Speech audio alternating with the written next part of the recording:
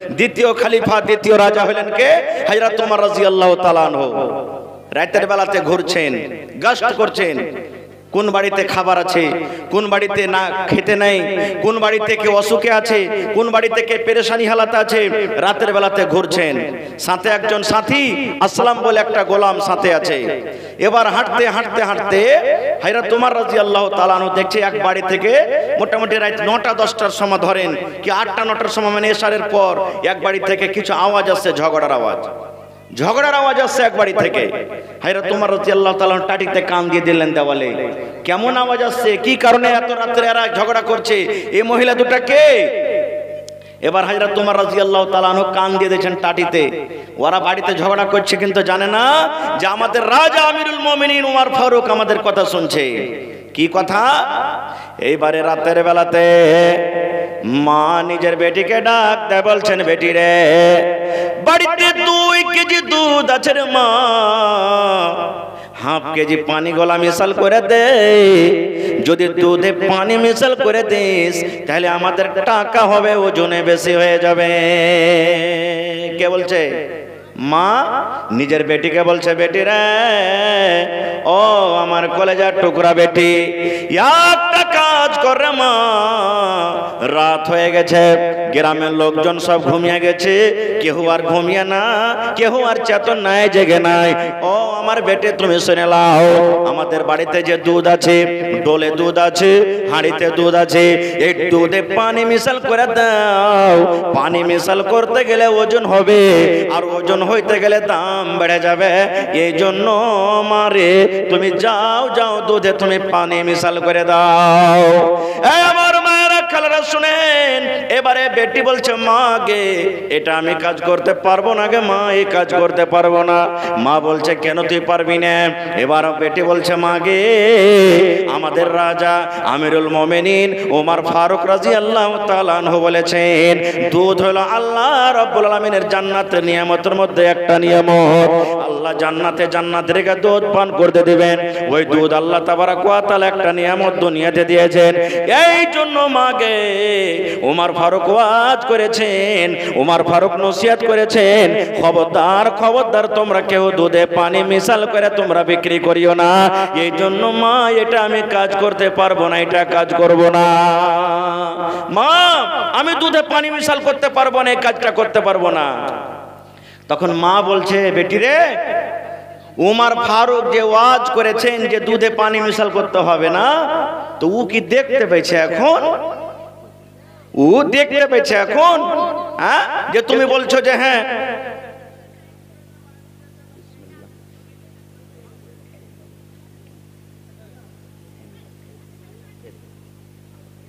তো বলছেন যে দেখতে পেয়েছে কি এখন? কিন্তু আপনারা বলেন তো হযরত ওমর ফারুক শুনছেন না শোনেন না? টাটিতে কান লেগে শুনছেন।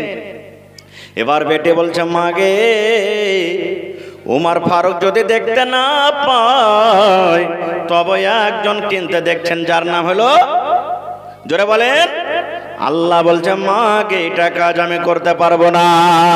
মাগে আমিরুল মুমিনিন ওমর যদি দেখতে না পায় গে মা, তবে আল্লাহ রাব্বুল আলামিন দেখছেন, আমি এই কাজটা কিন্তু করতে পারবো না।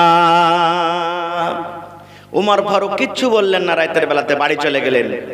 বাড়িতে যাওয়ার পর এবার সকাল হইল, ফজর নামাজ পর এবারে গোলাম আসলামকে ডেকে বলছেন, রাতে যে শুতেছিল, আসলাম ওই বাড়িতে চলে যাও যে বাড়িতে রাত্রে ঝগড়া হচ্ছিল, দেখো কত ওই বেটি ছেলেটার বিবাহ হয়েছে না হয়নি, খবর পেটেছেন যে বিবাহ হয়েছে না হয়নি, যাও একটু তুমি খবর লাও কত।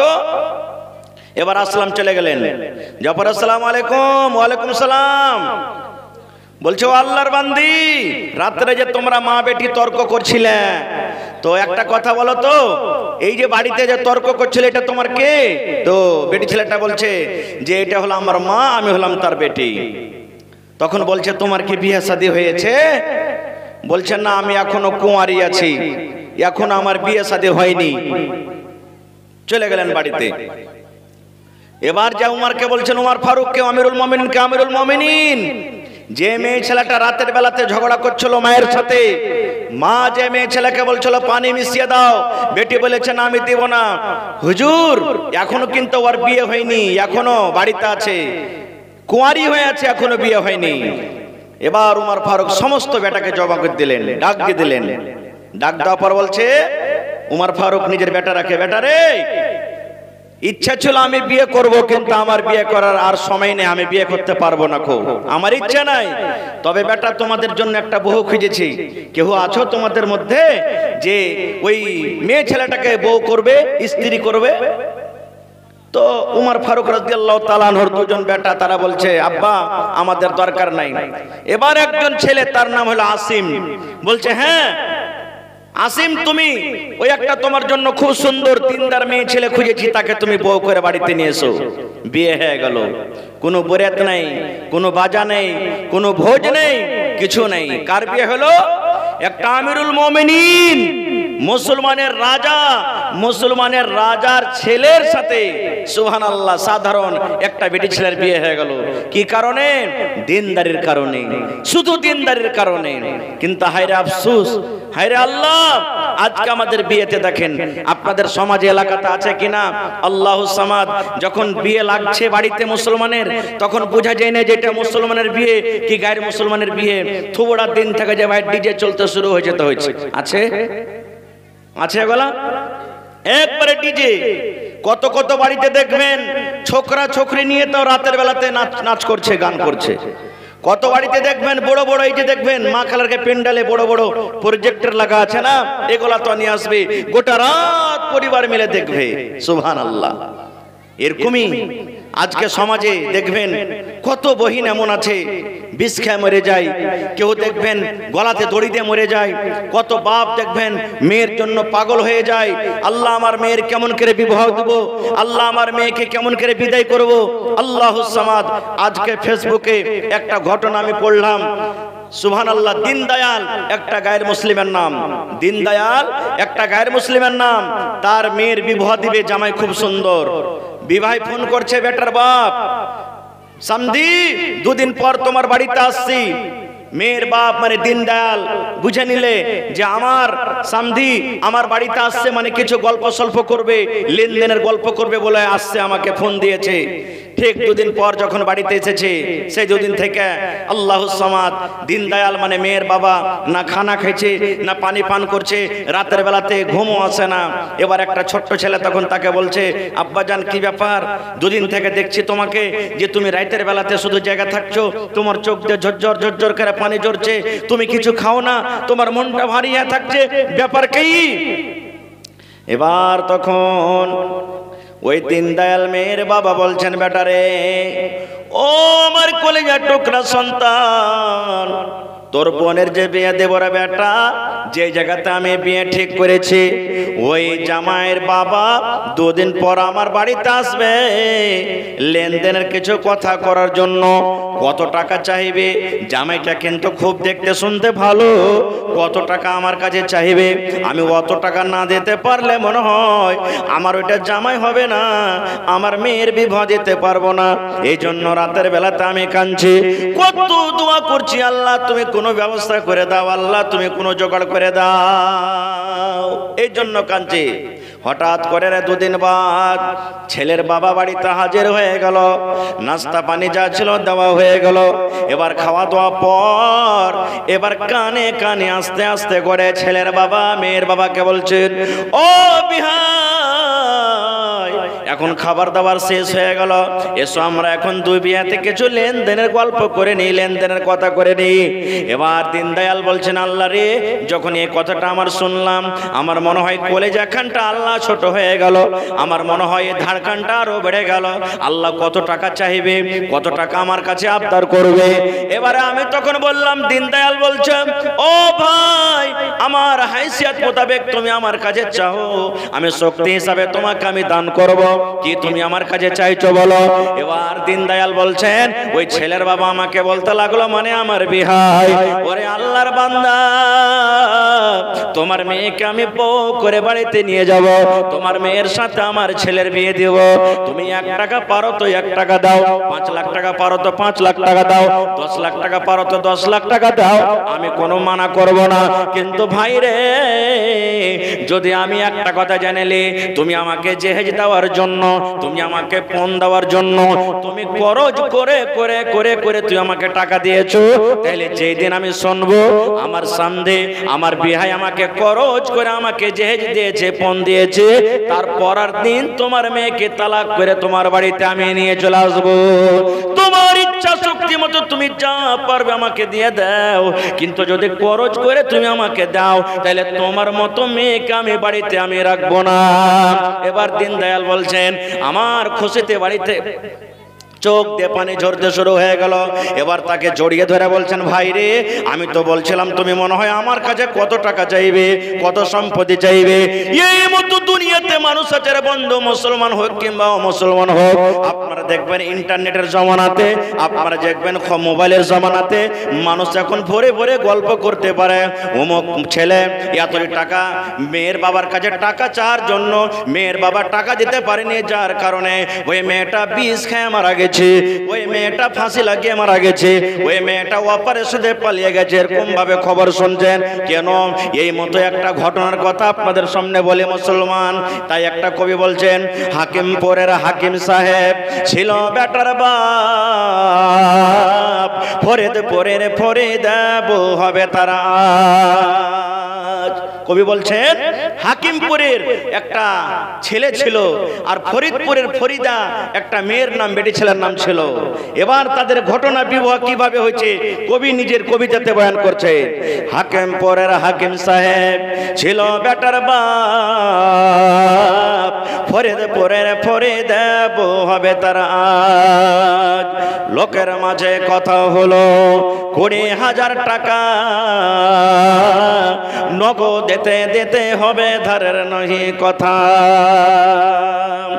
বেটার বাবা বলছে, ভাই 20,000 টাকা তোমাকে লাগবে, কিন্তু নগদ লাগবে রে ভাই, বিয়ের দিন নগদ লাগবে, ধারের কোনো কথা নাই, তোমাকে নগদ লাগবে। এবার তাই কই বলছেন, লোকের মাঝে কথা হলো 20,000 টাকা, নগদ দিতে হবে, ধারের নাহি কথা।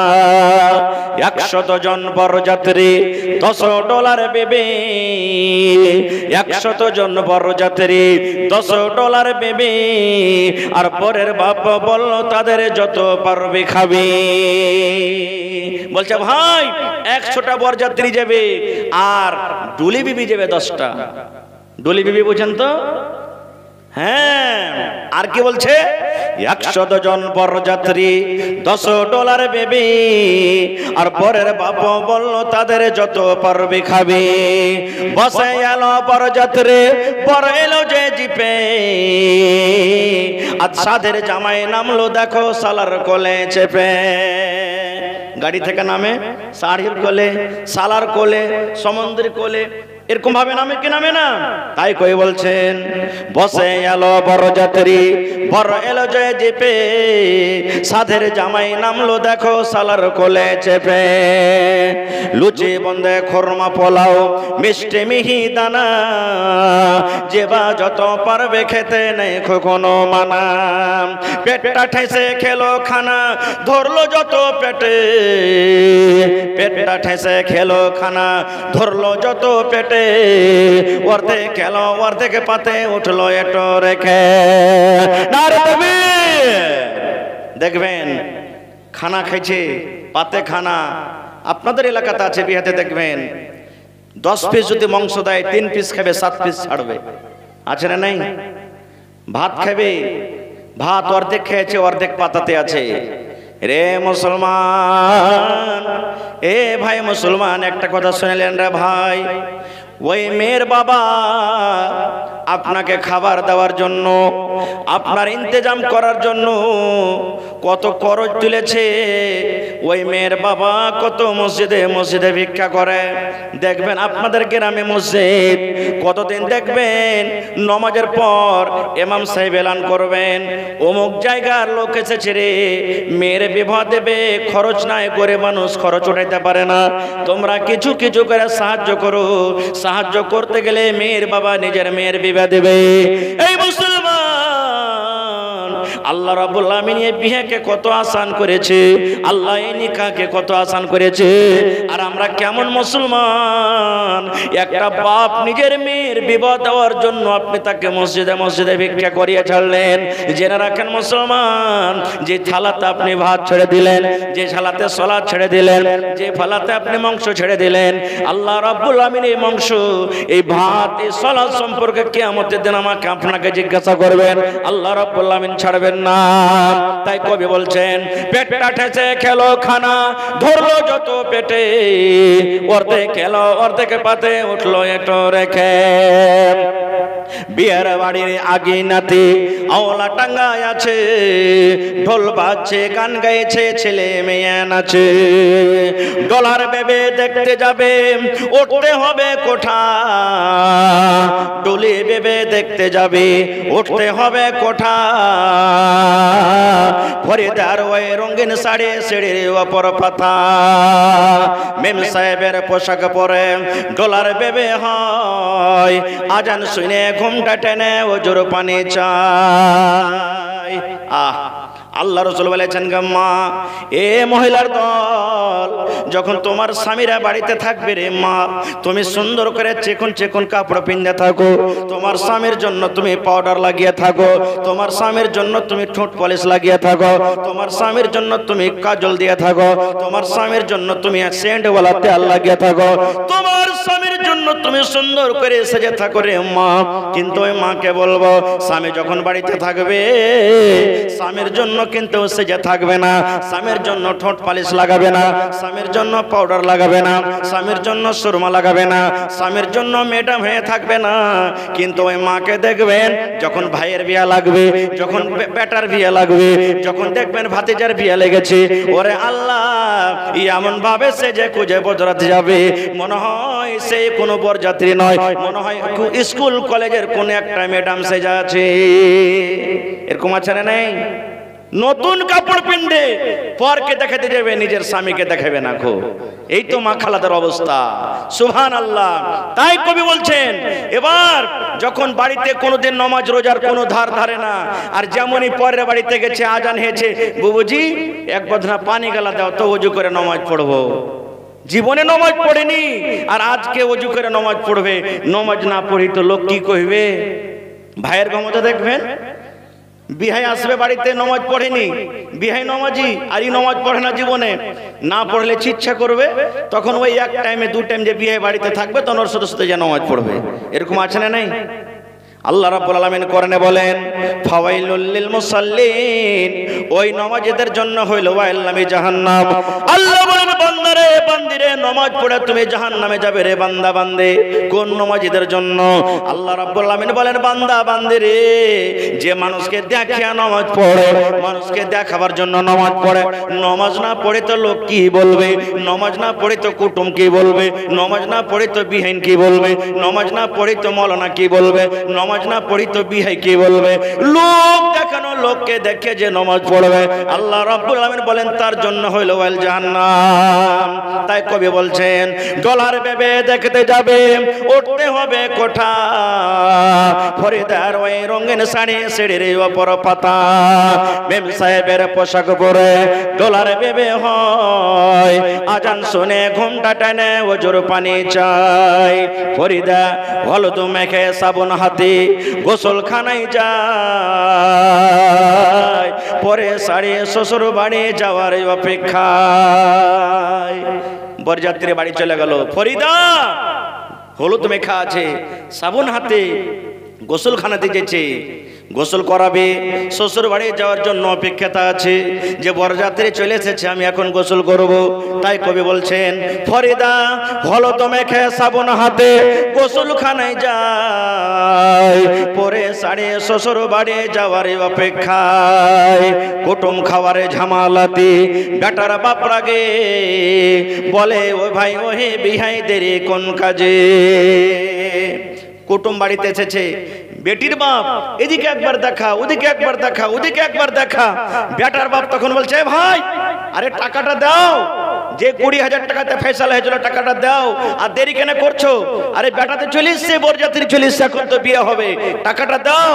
তাই কবি বলছেন, কুটুম খাওয়ার ঝামালাতে বেটার বাপ রাগে, বলে ওই ভাই ওই বিহাই দেরি কোন কাজে।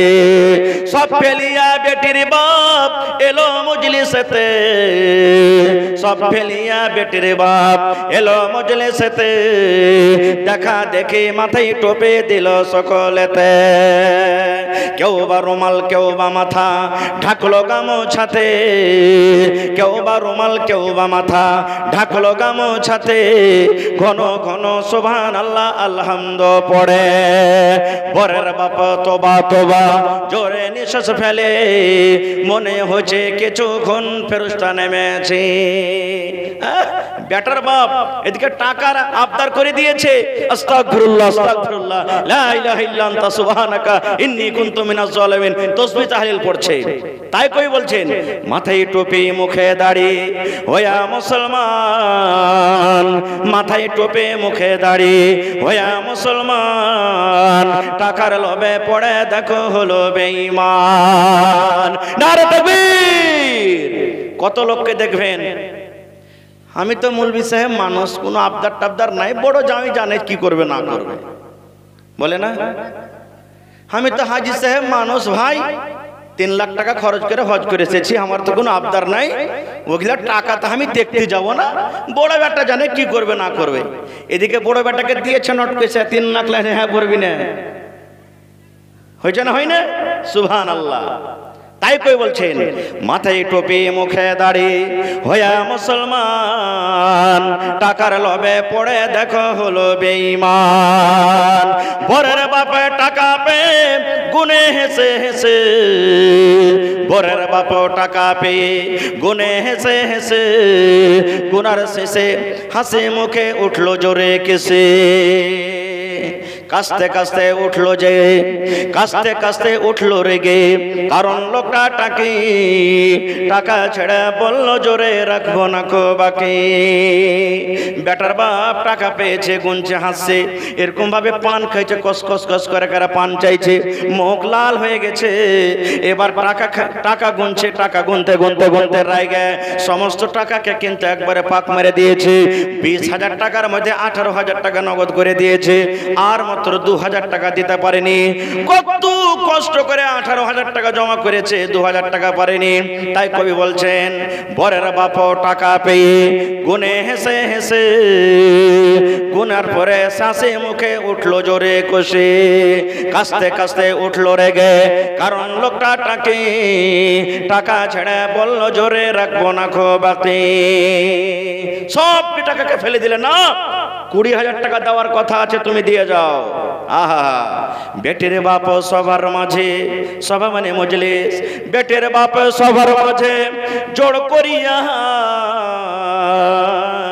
আর করুণা অপমান শুনো আমার বাত।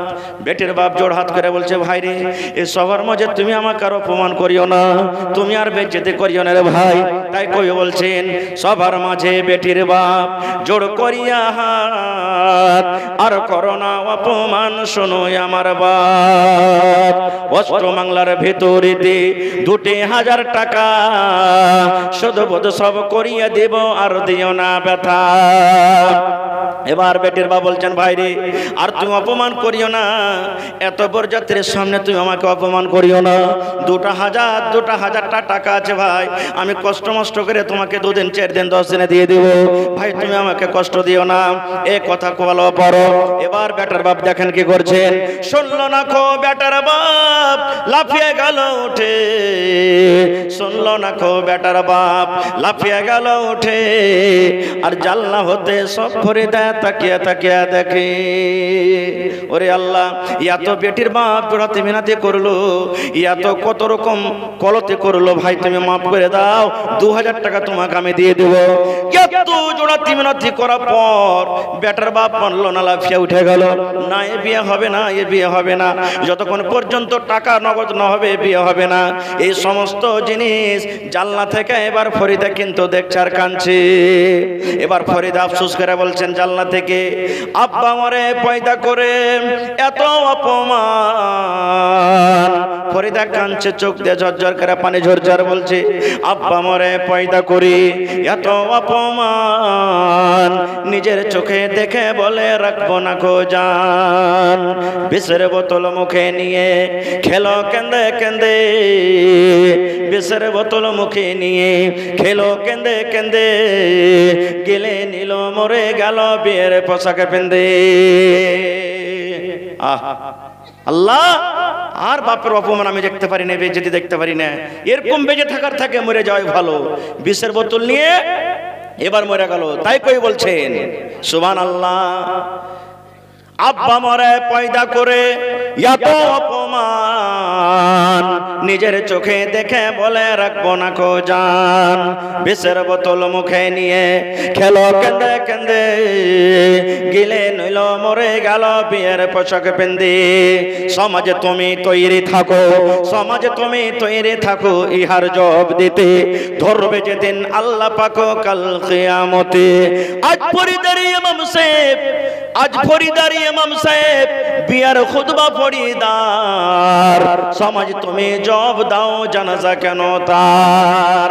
কবি বলছেন সমাজ তোমরা তৈরি থাকো, যেদিন আল্লাহ রাব্বুল আমিন কিয়ামতের দিন তোমার হিসাব ধরবে সমাজ। কেননা আজ ইমাম সাহেব ফরিদার খুতবা পড়বে, কিন্তু আজকে খুতবার জায়গাতে ইমাম সাহেব তার জানাজা পড়েছে। দেখবেন এরকমই কত মা খালারা বিষ খেয়ে জীবন দিয়ে দেয়। তবে ওই মাকে বলবো, ওই খালাকে বলবো, ওই দাদিকে বলবো, ওই নানাকে বলবো, এ আমার মায়েরা খালারা, সমাজ আপনার পরে জুলুম করছে, সমাজ আপনার পরে অত্যাচার করছে, করুক। সমাজ জুলুম অত্যাচার করছে, করুক, কিন্তু মাকে নিজের জীবন নিজে খবর দিতে হবে না, বিষ খেয়ে মরতে হবে না, ফাঁসি দিয়ে মরতে হবে না। সমাজ জুলুম করছে, করুক, আর হিসাব আল্লাহ কিয়ামতে দিবেন। কারণ যে নিজের জীবন নিজে দিয়ে দিবে, বিষ খেয়ে মরে গেল, ফাঁসি লাগিয়ে মরে গেল, ট্রেনের পার্টিতে মরে গেল, বাসে মরে গেল, নিজে নিজে যে জীবন দিয়ে দিলে ও কিন্তু আল্লাহর জান্নাত পাবে না। এই জন্য নিজের জীবন নিজে দিয়েন না। আজ মন মন চঞ্চল রে ভাই, ঝরে দুটি আঁখি, বোঝাইলে বোঝেস না তুই কোন জঙ্গলের পাখি রে, আজ মন মর চঞ্চল রে, আজ মন মর চঞ্চল রে ভাই, ঝরে দুটি আঁখি, বুঝাইলে বোঝিস না তুই কোন জঙ্গলের পাখি রে, আজ মন মর চঞ্চল রে। কাঁচা বাঁশের খাট বাঁধিবে শুকনো পাতের ডোর, কাঁচা বাঁশের খাট বাঁধিবে শুকনো পাতের ডোর, এমন করে বাঁধবে রে মন চলবে না তোর জোর রে, আজ মন মর চঞ্চল রে। বরের পাতা গরম পানিতে মন তোকে গোসল করাবে, বরের পাতায় গরম পানি মন তোকে গোসল করাবে, গোসল করাইয়া মন তোকে কাফন পহরাবে রে, আজ মন মর চঞ্চল রে। কাফন পরাইয়া মন্তর জানাজা পড়িবে, কাফন পরাইয়া মন্তর জানাজা পড়িবে, জানাজা পড়িয়া মন্তকে দফন করিবে রে, আজ মন মর চঞ্চল রে। মা কান্দিবে বেটার বেটা, বোন কান্দিবে ভাই, মা কান্দিবে বেটার বেটা, বোন কান্দিবে ভাই, পরের বেটি বেগম কান্দবে আর তো কেহ নাই রে, আজ মন মর চঞ্চল রে। মা কান্দিবে বেটার বেটা, বোন কান্দিবে ভাই, পরের বেটি সেও তো কান্দবে আর তো কেহ নাই রে, আজ মন মর চঞ্চল রে। নারে তাকবীর। কি নাম আপনার? আপনার? মাশাআল্লাহ, জাযাকাল্লাহ। মোহাম্মদ রাফিক আলম 50,000 টাকা দিলেন সবারই জন্য, 5,000 নগদ, 46,000 টাকা, বাকি জমিন কিনবেন তখন দিয়ে দিবেন। মাশাআল্লাহ। তো আর 4,000 টাকা দিয়ে 50 পুরিয়ে দেন, এটা থাক নফলে। হ্যাঁ যে একটা আমারও কথা রাখবে, 4,000 টাকা মাত্র। হ্যাঁ আচ্ছা চলেন, তো সালামি দিয়ে দেন, পহিলে বার আসছেন, বহনিতে ই করতে হয় না, 4,000 টাকা দিলেন। ও একই করে দিলেন। আচ্ছা 2,000 টাকা বাড়িয়ে দেন। আর হ্যাঁ আচ্ছা চলেন, তো সালামি কিচ্ছু পাবো না, 1,000 পাবো না। হ্যাঁ হ্যাঁ আল্লাহ, আচ্ছা ঠিক আছে। মাশাআল্লাহ। লেখেন রাফিক ভাই 51,000 টাকা দান করলেন নাকি? হ্যাঁ 51,000 টাকা হলো সব টোটালে, 5,000 নগদ, 46,000 টাকা বাকি। একবার জোরে বলেন নারে তাকবীর। আহা, আর বেটা, এটা বেটার নাম কি? মোহাম্মদ শাহবাজ। মা বেঁচে আছে? বেঁচে আছে। মার জন্য দিলেন, পুরা পরিবারের জন্য নাকি? আচ্ছা আমি দোয়া করছি, আপনার নামটা লিখে রাখুন, আমি যখন দোয়া করতে ভিড়ব তখন দোয়া করে দেবো। ভাই বসেন ইনশাআল্লাহ। আজকে জলসার যোগ্যতম শ্রদ্ধেয় সভাপতি সাহেব, সামনে বসে থাকা ইসলাম দরদি, দিন দরদি ভাই ও বাবাজিরা, পর্দানাসীন মায়েরা এবং খালারা, সমস্ত তারিফ ও গুণগান সেই মহান আল্লাহ তাবারাক ওয়া তাআলার জন্য, যে মহান আল্লাহ তাবারাক ওয়া তাআলা আজকে আমাদেরকে এই রামপুর কোদারকাট্টি নাকি, রামপুর কোদারকাট্টি গ্রামে এত ঠান্ডার রাত্রে, শীতের সমাতে নরম গরম বিছানাকে ত্যাগ করে এই পিন্ডালের তলাতে বসে কিছু বলার ও শোনার তৌফিক দিয়েছেন, তাই আমরা সে আল্লাহর প্রশংসা করি। অন্তর থেকে সকলেই পড়েন আলহামদুলিল্লাহ। তারপর আমাদের শেষ নবী হযরত মুহাম্মদুর রাসূলুল্লাহ পড়েন সাল্লাল্লাহু আলাইহি ওয়াসাল্লামের পর অগণন দারুদ শরীফ শান্তির ধারা বর্ষিত হোক, আমিন। আল্লাহুম্মা সাল্লি আলাইহি আল্লাহুম্মা বারিক আলাইহি। ভাই আমার, আজকে আমি আপনাদের সামনে, আচ্ছা দাদের নামে দোয়া করছি, লেখা রাখেন। কোরআন মাজিদ থেকে একটি আয়াত তেলাওয়াত করেছি এবং আল্লাহর নবী মুহাম্মদ সাল্লাল্লাহু আলাইহি সাল্লামের একটি হাদিস পড়েছি।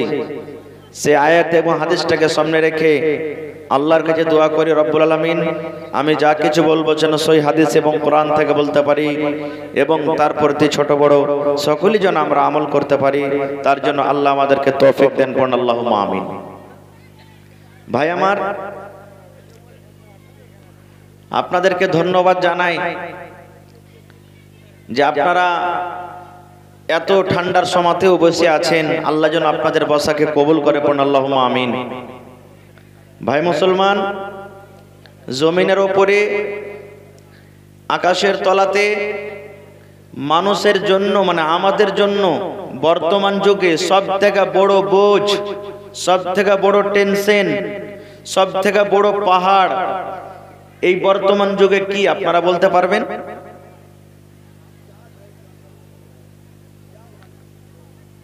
উত্তর হয়ে গেছে বাম দিক থেকে। আমাদের জন্য পৃথিবীতে সব থেকে বড় বোঝ, সব থেকে বড় টেনশন, যে টেনশন নিয়ে রাতের বেলাতে কত বাবার কত মায়ের ঘুম আসে না, সেটা হলো আমার আপনার মেয়ে বেটি। ঠিক না বেঠিক? যে একটু ভালো করে শুনবেন মায়েরা খালারা, মাছ টাছ শাক বাগুন কম করে বিক্রি করেন আপনারা। আজকে আপনাদেরই কথা বলবো। ভাই আমার, যার বাড়িতে দুটা তিনটা পাঁচটা বেটি আছে, চাহে ধনী হোক না কেন, জমি জায়গার মালিক হোক না কেন, তবু তার মাথাতে একটা টেনশন থাকছে, আল্লাহ আমি জামাই কেমন পাবো, কেমন করে আমি মেয়ের বিবাহ দিব, আল্লাহ কেমন করে আমার জামাইটার বাড়িতে আমার মেয়ে যাবে, এত টাকা আল্লাহ কেমন করে জোগাড় করব। এই যুগে যদি পাঁচটা কোনো লোকের মেয়ে আছে, কম করে 5 থেকে 15 লাখ টাকা জোগাড় করতে হবে তাকে, তাহলে বিয়ে হবে নাকি? 5 থেকে 15 লাখ কম করে, বেশি তো আরো 20-25 চলে যাবে, কোনো ব্যাপার নাই। আর ভাইয়েরাও যার ধরেন 2টা 4টা 5টা বেটা হয়ে গেছে, ও তো মুচে খালি পাক দিছে আর বলছে যে পাবো তো একদিন, একদিন পাবো, টিকিট তো কেটেছি, পাবো একদিন ইনশাআল্লাহ। তো ভাই আমার, আজকে এই মেয়েদের দাম আছে কিনা, শরীয়তে কতটি ইজ্জত সম্মান দিয়েছে ভাই আমার। আজ থেকে 1400-1450 বছর আগে আমার আপনার নবী যেই জায়গাতে জন্ম নিয়েছেন, সেই জায়গাটার নাম হলো মক্কা। ওই মক্কা নগরে যখন কোনো বাড়িতে কোনো মেয়ে জন্মগ্রহণ হতো, মেয়ে যখন বাড়িতে পয়দা নিত, তখন ওই মেয়ের বাবার মুখখানটা কালো হয়ে যেত। বাবা চিন্তা ভাবা করতো, আল্লাহ কেন তুমি আমাকে মেয়ে দিয়েছো, আল্লাহ কেন তুমি বেটা দাওনি। এই আল্লাহ, মানে ওই জামানাতে বাড়িতে যদি বেটির জন্ম নিত তো এটা আইব মনে হইতো, ওইটা আইব মনে হইতো। আল্লাহ কেন তুমি আমাকে মেয়ে দিয়েছো, বেটি দিয়েছো, আল্লাহ বেটা কেন দাওনি। তারা কি করতো জানেন? ওই বেটিকে সুবহানাল্লাহ জমিনে জিন্দা দফন করে দিত। পড়েন সুবহানাল্লাহ, জিন্দা জমিনে দফন করে দিত। ইনা থাকবে আর না আমাকে বিয়ে দিতে হবে, আর না আমাকে লোককে জামাই বলতে হবে, আর না আমাকে কেউ শ্বশুর বলবে। শুধু তা নয়, কোনো যদি স্ত্রী জাতির স্বামী মারা যেত, কোনো মহিলার যদি পুরুষ মারা যেত, ওই নারীকে জিন্দা জীবিত আগুন জ্বালিয়ে তাকে পুড়িয়ে দেওয়া হতো। সুবহানাল্লাহ। শুধু তা নয়, কোন মেয়ে ছেলে, কোন নারীর যখন হাইজ হইতো, মাসিক হইতো, লেখা রাখেন ভাই, ইনশাআল্লাহ পরে দোয়া করছি।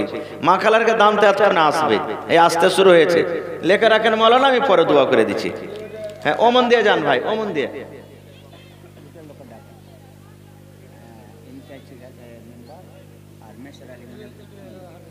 ইমতিয়াজ মেম্বার আর মেসার আলী সাহেব, হ্যাঁ আপনারা থাকলে স্টেজে আসবেন ভাই। দান তো লিব আপনাদের, আমাকে আধ ঘন্টা কিছু বলতে দেন ইনশাআল্লাহ। আপনারা একটু আধ ঘন্টা বসেন, আমাকে কিছু বলতে দেন, তারপর ইনশাআল্লাহ প্রদান দেব। শুধু তা নয়, ওই জামানাতে যদি কোনো মহিলাদের হাইজ হইতো, হাইজ বোঝেন তো আলহামদুলিল্লাহ, মাসিক হইতো, তারকে পুরুষরা কি বলতো জানেন?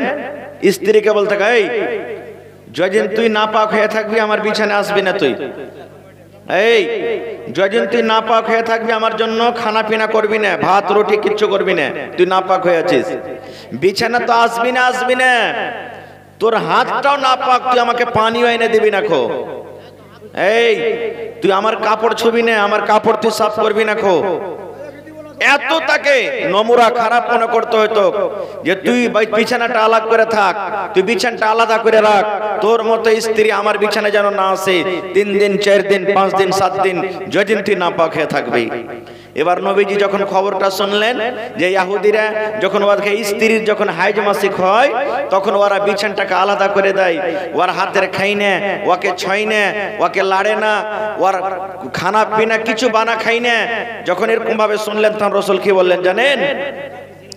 রে আমার উম্মতেরা, তোমরা শুনে নাও, দয়ার নবী বলে দিলেন, উম্মত যখন তোমাদের স্ত্রীদের হাজ হবে, যখন তোমার স্ত্রীদের যখন মাহিনা হবে, চাঁদের বেমারি হবে, ওই টাইমে ওই সমাতের উম্মত তার বিছানা তুমি আলাদা করে দিও না। এটা তোমরা মনে করিও না তার গায়ে গায়ে লাগিয়ে যদি আমি ঘুমিয়ে যাই আমার গুনাহ হয়ে যাবে, পাপ হয়ে যাবে। না রে উম্মত, এরকম করিও না। তোমার স্ত্রীর হাজ হয়েছে, তোমার স্ত্রীর মাসিক হয়েছে, তোমার স্ত্রীর গায়ে গা লাগিয়ে তুমি ঘুমাইতে পাবে, তার সাথে গল্প করতে পাবে, তাকে তুমি চুমো খেতে পাবে, তার হাত ধরতে তুমি পাবে, গায়ে গা তোমার টচ হয়ে যাবে, তোমার কোনো গুনাহ হবে না, পাপ হবে না। তার রুটি বানা তুমি খেতে পাবে, ভাত বানা তুমি খেতে পাবে, তোমার কাপড় সাফ করবে, এতে কোনো হরজ নাই, এতে কোনো অসুবিধা নাই, নোকসান নাই। আল্লাহ রাসূল বলেছেন উম্মত যখন হায়েজের হালাতে থাকবে মহিলারা কয়েকটা কাম থেকে শুধু বেঁচে থাকবে। আল্লাহ নবী বলেছেন ও মহিলার দলেরা তোমরা শুনে নাও, নবী বলেছেন মহিলারে যখন তোমাদের হাজ হবে, জয়দিন তোমরা নাপাক হয়ে থাকবে, ওই দিন তোমরা খবরদার তোমরা মসজিদের ভিতরে ঢুকিও না, মসজিদের ভিতরে তোমরা যাইও না। 2 নম্বর রাসূল বলেন মহিলা জয়দিন তোমরা নাপাক হয়ে থাকবে তোমাদের জন্য আল্লাহ নামাজকে maaf করে দিয়েছেন, নামাজ তোমরা পড়তে হবে না, নামাজ আল্লাহ রাব্বুল আমিন তোমাদের জন্য maaf করে দিয়েছেন। এবার রাসূল বলেছেন জয়দিন তুমি নাপাক হয়ে থাকবে রে মহিলা, এ আমার উম্মতের দল তোমরা শুনে নাও, তোমাদের বিবিরা জয়দিন নাপাক হয়ে থাকবে, ওরা রোজা রাখবে না। রোজার মাসে যদি কোনো মা খালা নাপাক হয়ে যায় ওরা রোজা রাখবে না, 1 দিন 2 দিন 3 দিন 5 দিন 7 দিন জয়দিন নাপাক হয়ে থাকবে তারা রোজা রাখবে না। কিন্তু নবী বলেছেন উম্মত রে যখন রমজান মাস পার হয়ে যাবে, রমজান মাস যখন চলে যাবে, রমজান মাস যখন শেষ হয়ে যাবে, আরো যে 11 মাস বাঁচলো, 11 মাসের মধ্যে যখন যখন ফাঁক পাবে মায়েরা খালারা, ধরেন 10টা রোজা ছুটে গেল, কোন মায়ের 5টা রোজা ছুটে গেল, কোন মায়ের 3টা রোজা ছুটে গেল, যেমন রমজান মাস পাস হয়ে গেল, যদি মায়েরা বলে আমি একটানাতে সবটি রোজা কোটা পূর্ণ করে নিব, মায়েরা পূর্ণ করতে পারে। যদি না রে না একটানাতে পারবো না, তাহলে এই মাসে হয়তো 2টা করলে, কিংবা এই মাসে 1টা করলে, আবার আগামী মাসে 1টা করলে, কিংবা পরের মাসে আবার 2টা করলে, এই করে করে করে নবী বলেছেন উম্মত রে জয়টা তোমাদের স্ত্রীদের রোজা ছুটবে, 11 মাসের মধ্যে তাকে রোজা কোটাকে পূর্ণ করতে হবে। কিন্তু নামাজকে আল্লাহ রাব্বুল আলামিন maaf করে দিলেন।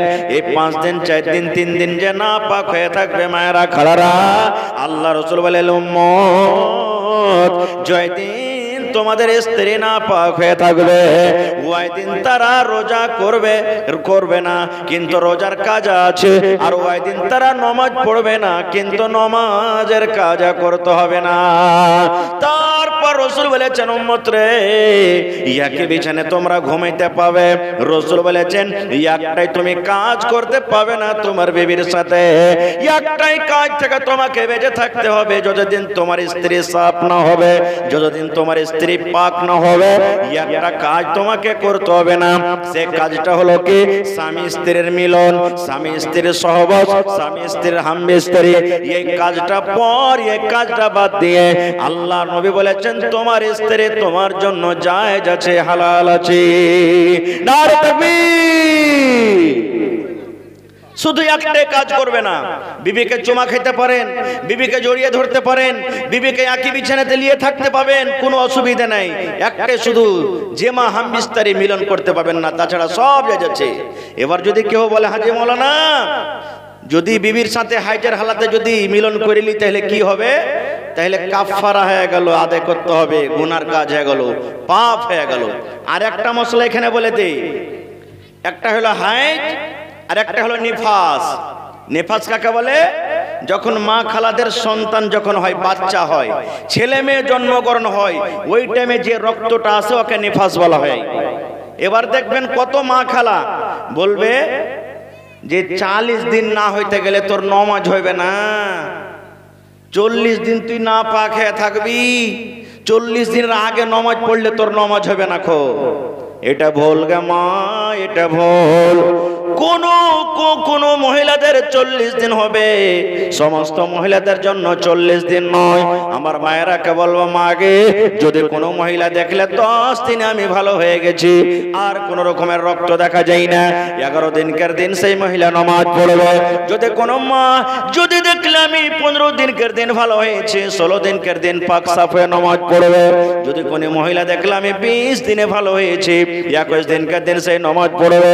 যদি কোনো মহিলা দেখলে আমি 1 মাসে ভালো হয়ে গেছি, 1 মাসে 1 দিনের দিন সেই গোসল করে নামাজ পড়বে। যদি কোনো মহিলা দেখে আমি 40 দিনে ভালো হয়েছি, তাহলে তাকে 41 দিনের দিন নামাজ পড়তে হবে। সব মহিলাদের জন্য 40 দিন নয়। যে মহিলা 10 দিনে ভালো হয়ে যাবে, কোন মহিলা 5 দিনে ভালো হয়ে যাবে, কোন মহিলা 16 দিনে ভালো হয়ে যাবে, কোন মহিলা 18 দিনে ভালো হয়ে যাবে। যে যখন ভালো হয়ে যাবে তখন সে পাক পবিত্র হয়ে নামাজ পড়বে। আর একটা কথা বলে দিই, শরীয়তি কথা এগুলো শিখতে হবে। যেই ঘরে বাচ্চা জন্ম নিবে ওই বাড়ির নানি কিংবা দাদি যদি থাকে, জয়দিন ওয়ার বেটিটার খার পানি না দেওয়া হবে। খার পানি বুঝেন তো? খার পানি বুঝেন? হ্যাঁ, আমাদের ভাষাতে আমরা খার পানি বলি। 3 দিন কার, 5 দিন কার, 7 দিন কার, 9 দিন কার, 11 দিন কার যখন হইবে তখন পাক পবিত্র সবকিছু ঘর বাড়ি লেপে টেপে তখন নামাজ পড়বে। এবার ওকে জিজ্ঞাসা করবেন যে, হাজি বুবু তুমি নামাজ পড়ো না কেন, কদিন থেকে তোমাকে নামাজ পড়তে দেখতে পাই না? তো ওই দাদি কিংবা নানি যে বাড়িতে বাচ্চা হয়েছে বলবে, কইস না বুবু, ল্যাড়ের পোতা কিংবা পুতিনটা হয়েছে, তো ওই ঘরখানি হয়েছে, তো নামাজ খানটা পড়িতে পাই না। বলে কি বলে না? আচ্ছা ভাই, ঘরের কি দোষ রে ভাই এখানে বলেন তো? ঘরে নামাজ পড়তে গেলে কি অসুবিধা আছে? যেই জায়গাতে গোটা ঘর তো ঘিরে রাখে না। ধরেন যে 10 হাতের ঘর আছে, 10 হাতের ঘরের মধ্যে 3-4 হাত দেওয়ার জায়গা থাকছে, বেটিটার জায়গা থাকছে মানে আরাম করার। বাকি তো এই কোনাতে ওই কোনাতে, এই সাইডে ওই সাইডে, সামনে দিকে ফাঁকা আছে, ওদিকে নামাজ পড়লে কি অসুবিধা আছে? কোনো অসুবিধা নাই গো মা, ওই ঘরে আপনি নামাজ পড়েন, কোনো আপনার অসুবিধা নেই, কোনো গুনাহ নাই। ভাইরা আমার, এই জন্য আল্লাহ তাবারাক ওয়া তাআলা শরীয়তে কত মায়েদের মান সম্মান বাড়িয়ে দিলেন। যাই থেকে 1400-1450 বছর আগে মক্কার মুশরিকরা বেঈমানেরা নিজের স্ত্রীকে যখন হাইজ হতো বিছানায় রাখতো না, নবীজি দাম বাড়িয়ে দিলেন। এই মহিলারা, এই পুরুষেরা শোনো, যখন তোমাদের স্ত্রীর হাইজ মাসিক হবে বিছানা আলাদা করিও না, একে বিছানায় তোমরা ঘুমাইও। তারপর আরেকটা চলেন, শরীয়তের ফয়সালা কি আছে ভাই? বাপ যখন মরে গেল তখন ভাইয়ের হাফ পাইবে বোন, নাকি বেটিতে? বেটা যদি 2 ভাগ পায় তো বেটি কয় ভাগ পাইবে? জোরে বলেন। বেটা যদি 2 টাকা পায় তো বেটি কয় টাকা পাবে? 1 টাকা। এটা শরীয়তের ফয়সালা। কিন্তু দেখবেন কত গার্জিয়ান ভুল করছে। দেখেন কি ভুল, দেখবেন কত বাপকে দেখবেন চকে বসে যাবে, বসে যা বলবে যে জীবনে কিছু করতে পেরেছি না পেরেছি কিন্তু একটা কাজ করে দিয়েছি। বলছে কি? বলছে আমার 4টা বেটা আছে আর 3টা বেটি আছে। মানে একটা উদাহরণ দিচ্ছি, সব টিকা আমার জীবিত থাকতে একবারে ভাগযোগ করে দিয়েছি, ঝামেলায় শেষ করে দিয়েছি আমি। বলে কি বলে না? হানা বলেন, বলে কি বলে না? এবার তাকে জিজ্ঞাসা করবেন যে ঝামেলা তুমি কেমন করে ঠিক করলে? তো বলবে যে বেটারা যা পাইলে ডাবল দিয়ে দিয়েছি, বেটিরাকে হাফ দিয়ে দিয়েছি। ফয়সালা ভুল হয়ে গেল, ফয়সালা ভুল হয়ে গেল। তো আপনারা বলবেন, হাজি মাওলানা এক্ষুনি তো আপনি বললেন যে ভাইরা মানে বেটারা ডাবল পাবে আর বেটিরা হাফ পাবে, তো বাপ তো ঠিকই করে দিয়েছে, তো ভুল কেমন করে হলো? তাহলে শুনেন, আল্লাহ রাসূল সাল্লাল্লাহু আলাইহি ওয়াসাল্লাম বলেছেন, উম্মত যখন একটা লোক মরে যাবে, যখন লোকটা মরে গেল, আব্দুর রহমান মরে গেল, আব্দুর রহমান আব্দুল সাত্তার যখন মরে গেল, আল্লাহ রাসূল বলেছেন, উম্মত রে, মরার পর দেখো তার কাছে মাল আছে কিনা, তার কাছে টাকা আছে কিনা, জমি আছে কিনা। আল্লাহ রাসূল বলেছেন যখন মাল তার কাছে আছে, এবার মরার পর রাসূল বলেছেন তার মালের মধ্যে থেকে সর্বপ্রথম তার কাফনের কাপড় কিনা হবে। কি কিনা হবে? কাফনের কাপড়। এবার দেখলেন মাওলানা, কাফনের কাপড় কিনা পর মাল কিন্তু বেচা আছে, মাইয়াতের এখনো কিন্তু মাল বেচা আছে। এবার কি করব? 2 নম্বরে রাসূল নবী বলেছেন উম্মত দেখো তার মাথাতে কোনো করজ আছে কিনা, করজ আছে কিনা দেখো, কোনো মানুষের কাছ থেকে ও টাকা পাবে কিনা, ব্যাংকে ও ধার নিয়েছে নাকি, করজ নিয়েছে নাকি, ওর কাছে কোনো লোক টাকা পাবে নাকি। রাসূল বলেছেন 2 নম্বরে কাপড় কিনা পর দেখো তার মাল থেকে তার যদি করজ থাকে করজ আলাকে দিয়ে দাও। এবার বলবেন মাওলানা জি করজ সোজ হয়ে গেল, করজ দেওয়ার পরে এখনো কিন্তু তার মাল বেচা আছে, এবার কি করব? রাসূল বলেছেন উম্মত 3 নম্বরে যদি কই লোকটা ওয়াসিয়াত করে থাকে তাহলে ওয়াসিয়াতকে তোমাকে পূর্ণ করতে হবে। ওয়াসিয়াত বুঝেন? ওয়াসিয়াত বুঝেন? ধরেন আমি মরছি জীবিত থাকাতে আমার বেটারাকে বলেছি, বেটা রে ওই অমুক বেটাকে কিংবা ভাতিজাকে কিংবা ভাইকে কিংবা গ্রামের অমুক লোককে 10,000 টাকা দিয়ে দিস, আধ কাঠা জমিন গলা দিয়ে দিস, 1 কাঠা জমিন দিয়ে দিস, একে বলা হয় কি? ওয়াসিয়াত। আমি যখন মরে যাই আমার মাল থেকে প্রথমে আমার কাফন কিনা হবে, 2 নম্বরে আল্লাহ রাসূল বলেছেন করজ থাকলে করজ শোধ করতে হবে, 3 নম্বরে নবী বলেছেন উম্মত রে যদি ওয়াসিয়াত করে যাই মাইয়াত ওয়াসিয়াতকে পূর্ণ করতে হবে। এবার ওয়াসিয়াত পূর্ণ হয়ে গেল, তারপরে দেখছেন এখনো মাল বেচা আছে, ওই মাল কোটা তখন মেয়ে ছেলে তার যারা আছে তারা কিন্তু ভাগ করবে। এবার ছেলে থাকলে ডাবল পাবে আর মেয়েরা কিন্তু হাফ পাবে, এটার নাম হলো মিরাস। এবার বলবেন মাওলানা মরার পর ভাগ করতে গেলে হাফ হবে আর ডাবল হবে, এবার জীবিত থাকা কালে যদি বেটা বেটিকে আপনি ভাগ করে দিলেন তখন কিন্তু হাফ আর ডাবল চলবে না রে বন্ধু। আপনি যদি বেটাকে 1 লাখ টাকা দেন বেটিকে 1 লাখ টাকা দিতে হবে। যদি বেটার নামে 5 কাঠা রেজিস্ট্রি করে দেন বেটির নামও আপনাকে 5 কাঠার জমিন রেজিস্ট্রি করে দিতে হবে। বেটাকে যদি 1 বিঘা জমিন দেন বেটিকেও আপনাকে 1 বিঘা জমিন দিতে হবে, কারণ বেঁচে থাকা কালে কোনোদিন জমিন ভাগ হয় না, বেঁচে থাকা কালে তো কোনোদিন বাপের জমিনের মিরাস হতে পারে না। বাপ মরতে গেলে ভাগ হবে, আর যদি বাপ বেঁচে থাকতে গেলে বেটা বেটাকে যদি ইনসাফ করে ভাগ করে দেয় শরীয়তের ফয়সালা হলো তাকে বরাবর দিতে হবে। তো শরীয়ত দেখেন এই জায়গাতে মা খালাদেরকে মাহরুম করেনি, যে তারাকে মিরাস দেওয়ার কথা হয়েছে তারা কিন্তু জমি জায়গার ভাগ পাবে। এখন আল্লাহ তাবারাক ওয়া তাআলা কতটুকু মা খালাদের মান সম্মান বাড়িয়ে দিলেন। আর একটু আগে চলেন, এই করে করে করে ভাই অনেক কথা আছে শরীয়তের, আমি ওদিকে যাব না খুব। তবে মায়েরা খালারাকে বলবো, এই আমার মায়েরা খালারা আল্লাহ তাবারাক ওয়া তাআলা আপনাদের মান সম্মান যে এত বাড়িয়ে দিয়েছেন তাহলে আপনাদের কি এরকমই ছেড়ে দিয়েছেন? এবার আপনারাকে বলি এই জমিনের উপরে আল্লাহ তাবারাক ওয়া তাআলার নিকটে কোন লোকটা বেশি ভালো? আল্লাহ তাবারাক ওয়া তাআলার নিকটে কোন মানুষটা বেশি ভালো? আল্লাহ তাবারাক ওয়া তাআলা বলেন ইন্না আকরামাকুম ইনদাল্লাহি আতকাকুম। আল্লাহ তাবারাক ওয়া তাআলা বলেন আরে দুনিয়ার মানুষ আমার কাছে কোনো মহিলা ভালো নয়, আমার কাছে কোনো পুরুষ ভালো নয়, আমার কাছে কোনো পুরুষ জাতীয় ভালো নয়, আমার কাছে কোনো মহিলা ভালো নয়। আল্লাহ রাসূল বলেছেন এখানে পুরুষের কথা বলা হয়নি, এখানে মহিলাদের কথা বলা হয়নি। আমভাবে আল্লাহ তাবারাক ওয়া তাআলা করনে বলেন দুনিয়ার মানুষরে ইন্না আকরামাকুম ইনদাল্লাহি আতকাকুম।